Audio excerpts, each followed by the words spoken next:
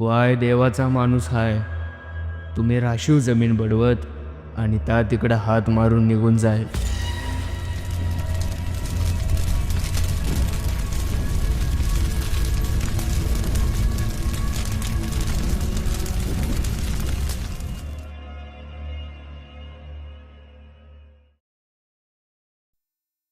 रविश्चंद्र घना वृक्ष नदी गाव सज्जना येते परोपकार लोके निर्मिती. कोकण म्हटलं की सांस्कृतिक परंपरांचा खजिना आपल्या डोळ्यासमोर येतो आणि त्याचबरोबर कोकणातील अद्भुत रम्य असा निसर्गाची सर्व रूपे कोकणात पाहायला मिळतात. नदी असेल, समुद्र व सह्याद्री या सर्व गोष्टी कोकणाने सामावलेल्या आहेत.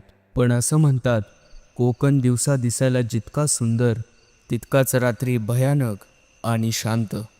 कोकणातील थंडी दिवसा अनुभवायला जरी सुंदर असली तरी रात्री मात्र तीच थंडी अंगावर शहारा आणणारी असते. येथील चकवा, तंबाखू मागणारा खवीस आणि भूतांना आटोक्यात आणणारा देव म्हणजेच राखणदार. आता प्रश्न असा पडतो, राखणदार नक्की असतो का? कोण आहे हा राखणदार आणि करतो काय? राखणदाराची वेगवेगळी रूपे नक्की कोणती आहेत? राखणदार नक्की असतो का? तर असे म्हणतात की कोकणाकडे भूतं असतात, तर ते भूतं नसून पंचमहाभूते आहेत. पंचमहाभूते म्हणजेच निसर्ग आणि त्यांच्याबरोबर त्यांच्या सानिध्यात राखणदार देखील नांदतो. कोकणातील गावांमध्ये आजही लोक म्हणतात की इथे राखणदार आहे, उगाच शहाणपणा करू नको. कोकणातील लोक या राखणदारावर निस्सीम श्रद्धा ठेवतात आणि त्याच्याशी संबंधित अनेक परंपरा आजही जपल्या जातात. घरातून बाहेर पडताना किंवा लांबच्या प्रवासाला जाताना राखणदारांना मनोमन प्रार्थना करून आशीर्वाद मागितले जातात. राखणदारा पाठीशी रहा असे शब्द अनेकदा ऐकायला मिळतात. राखणदाराच्या काही अदृश्य नियमांचं पालन न केल्यास वाईट गोष्टी घडतात अशी ही भीती काही लोकांच्या मनात असते. कोण आहे हा राखणदार आणि करतो काय? राखणदार म्हणजे आपल्या गावच्या रेषेपासून ते घराच्या वेशीपर्यंत तो आपलं रक्षण करत असतो. तो अनेकदा आपल्या पूर्वजांच्या आत्मे किंवा विशिष्ट नैसर्गिक शक्तींशी जोडलेला असतो. कोकणातील प्रत्येक शेती, वाडी, घरामागे एक संरक्षक शक्ती उभी असते आणि हीच शक्ती राखणदार म्हणून ओळखली जाते. कोकणात राखणदाराला म्हणजेच वेतोबाला चप्पल वाहण्याची प्रथा आहे. जर एखादा माणूस लांबच्या प्रवासाला चालला असेल, जंगलातून फिरणार असेल किंवा प्रवास करून आला असेल तर तो व्यक्ती वेतोबाला चप्पल किंवा घोंगडी वाहतो. राखणदार आपल्यासाठी वाट तुडवतो, दस्त घालतो, त्यासाठी त्याला थंडी लागू नये म्हणून घोंगडी वाहण्याची प्रथा आहे. कोकणातील लोक सांगतात की राखणदार इतका भोळा असतो की फांदी वाहिली तरी तो समाधानी होतो. राखणदाराची वेगवेगळी रूपे कोणती? जर पाहिलं तर कोकणात राखणदार म्हणून काळभैरवाची अनेक रूपे आहेत आणि काळभैरव हे भगवान शंकराचं रूप आहे आणि हेच राखणदार रोग्यांना, पिशाचांना गावच्या सीमेवर रोखून ठेवतात. आणि तसेच जोगेश्वरी किंवा आळेवाडी देवता गावच्या सीमांचं रक्षण करतात.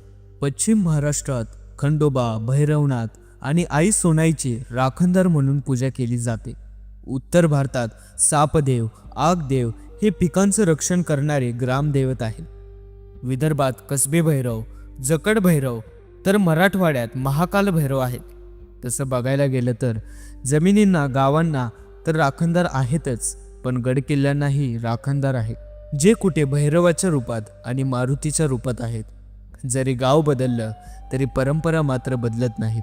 तसंच कोकणचं नाही तर प्रत्येक गावामध्ये राखणदाराच्या रूपात वेगवेगळे देवी देवता आहेतच.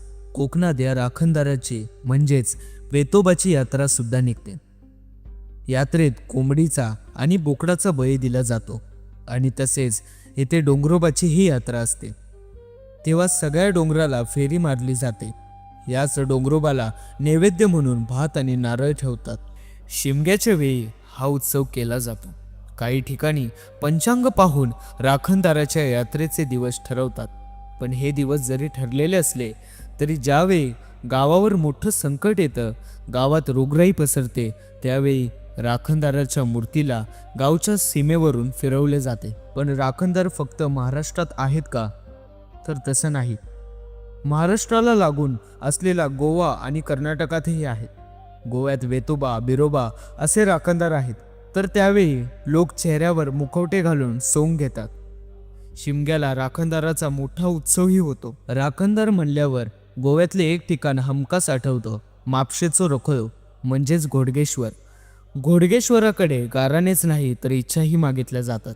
इच्छा मागताना शब्द दिलेला नैवेद्य दाखवला जातो आणि शब्द पूर्ण केला नाही तर घोडगेश्वराचा कोप होतो. तसेच कर्नाटकातले राखणदार म्हणजेच पंजुर्ली आणि गुलिगा. पंजुर्ली शेताची रक्षा करतो, तर त्या बदल्यात लोक त्याची सेवा करतात. तर जी लोक सेवा करत नाही, गुलिगा त्याचं शासन करते. असं म्हणतात की राखणदाराची कोणी खोटी शपथ घेत नाही आणि जर कोणी घेतली तर राखणदार त्याला शिक्षा केल्याशिवाय राहत नाही.